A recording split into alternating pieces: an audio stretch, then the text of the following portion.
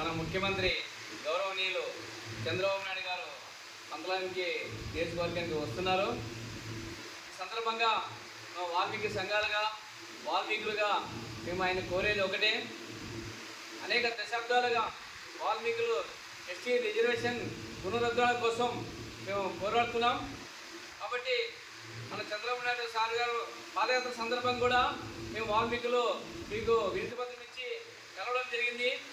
కాబట్టి మీరు కూడా ఖచ్చితంగా వాల్మీకుల్ని ఎస్టీగా గుర్తించి కేంద్రానికి సిఫారసు చేస్తానని చెప్పారు. మీరు ఇచ్చిన మాట ప్రకారం 17లో అది తీర్మానం చేసి పంపించారు.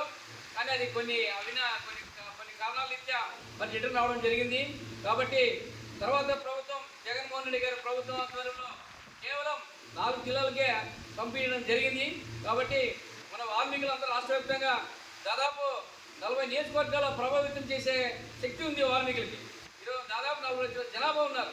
కాబట్టి అనేక దశాబ్దాలుగా మనం ఈ ఎస్టీ రిజర్వేషన్ పునరుద్ధరణ కోసం పోరాడుతున్నాం. 1961 వరకు ఈ రాష్ట్రంలో మనం ఎస్టీలుగానే కొనసాగినాం.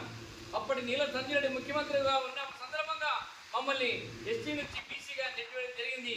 ఆనాటి నుండి ఈనాటి వరకు ఉద్యమాలు చేస్తూ వచ్చాం.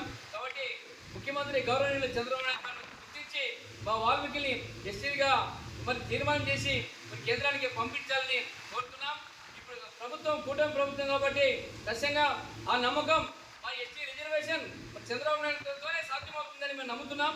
కాబట్టి మేము విజ్ఞప్తి ఒకటే, మిమ్మల్ని మా ఎస్టీ రిజర్వేషన్ సాధిస్తుంటే ఖచ్చితంగా మా వాల్మీకి జాతి మీకు రుణపడి ఉంటుంది.